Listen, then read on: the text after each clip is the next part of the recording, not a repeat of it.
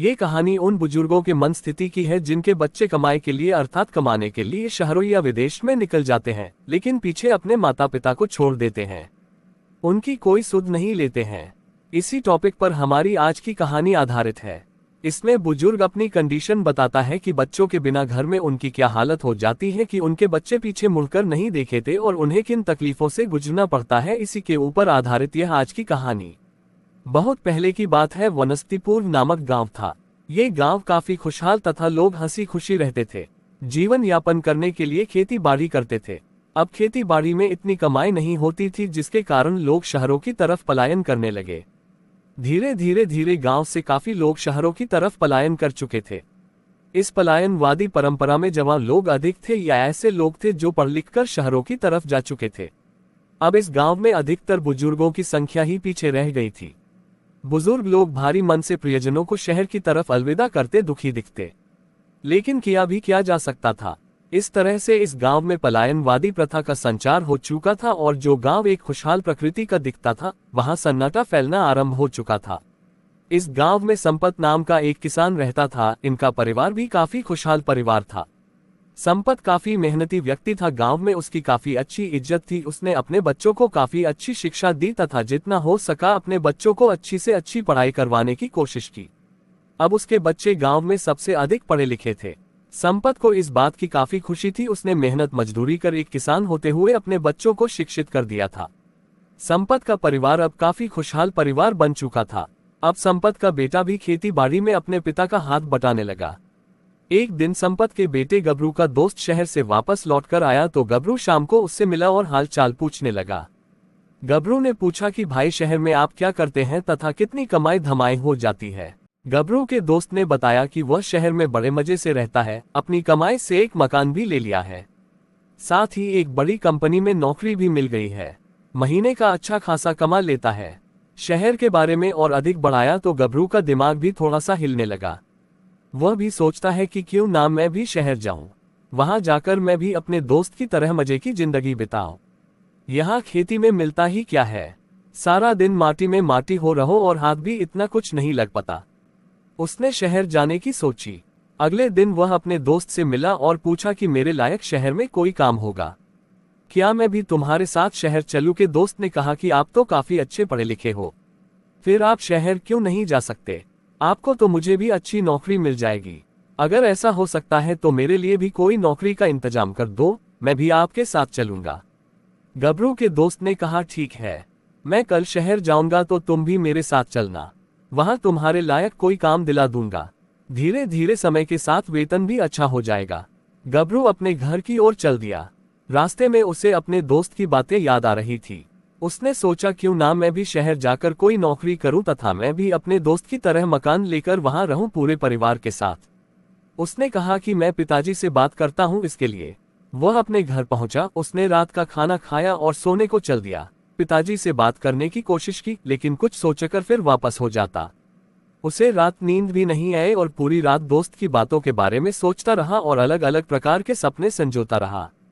पत्नी भी उसकी बेचैनी को भाप चुकी थी। लगता है कुछ ना कुछ बात उसे सता रही है। उसने गबरू से पूछने की कोशिश की क्या बात है, लेकिन बार बार वह मना कर देता कि कुछ नहीं, बस वैसे ही। लेकिन उसकी पत्नी के बार बार पूछने पर उस बोल दिया कि मुझे शहर जाना है। मेरे दोस्त ने यह बातें मुझे बताई है, तो तुम बताओ क्या सोचती हो। गबरू की पत्नी कहती है पहले पिताजी से पूछ लो वह क्या कहते हैं। पत्नी ने कहा कि अब रात काफी हो चुकी है, आप सो जाओ। सुबह दिन में पिताजी से बात कर लेना। मैं अम्मा से बात करके देखती हूँ और आप पिताजी से बात कर देखिए कि। सुबह को झबरू ने मौका देखकर अपने पिताजी से बात की। पिताजी ने कहा कि शहर की चकाचौंध काफी अलग होती है, वहां जाने के बाद गांव आने का मन नहीं करता। तुम तो देख ही चुके हो, पूरा गांव खाली सा होता जा रहा है। जिसको देखो वही शहर की चकाचौंध में खोने को भाग जाता है।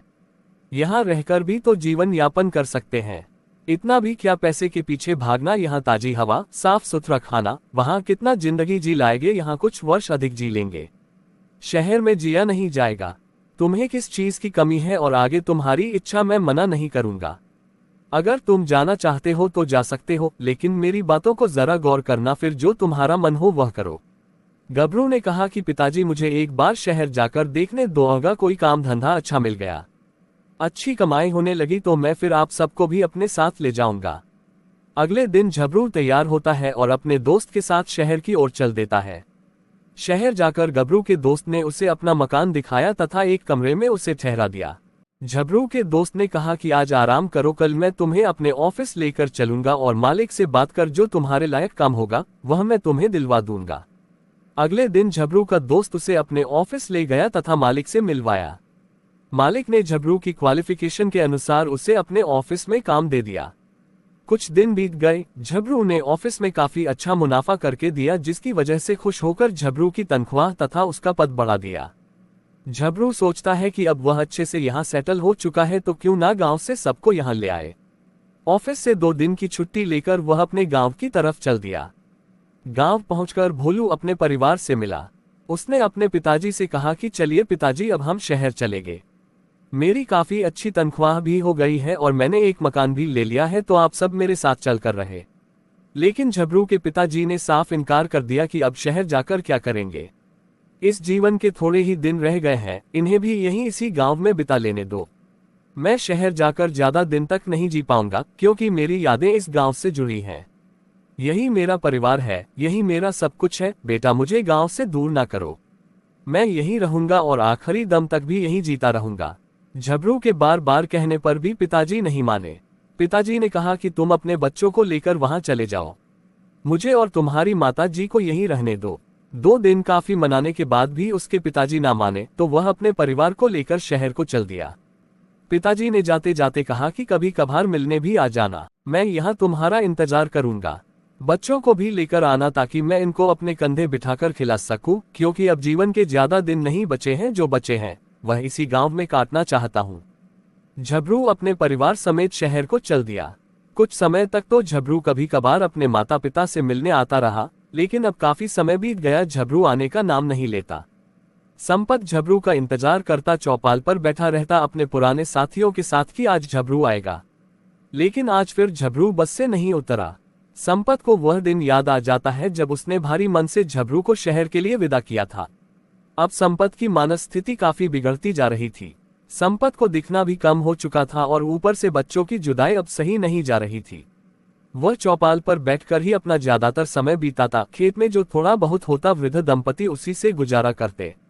बस से उतरते यात्रियों को देखकर वह सोचता कि काश मेरे घर भी झबरू आता, मैं भी भागते हुए बच्चों को कंधे उठाता, उसके साथी देखते ही रह जाते।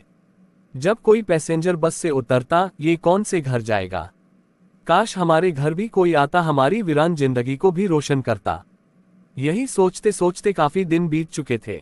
अब संपत और उसकी पत्नी काफी बुजुर्ग हो चले थे। संपत ने कई बार झबरू से संपर्क करने की कोशिश की। हर बार यही कह देता कि पिताजी अभी काम में काफी व्यस्तता है, मैं जल्द ही आऊंगा।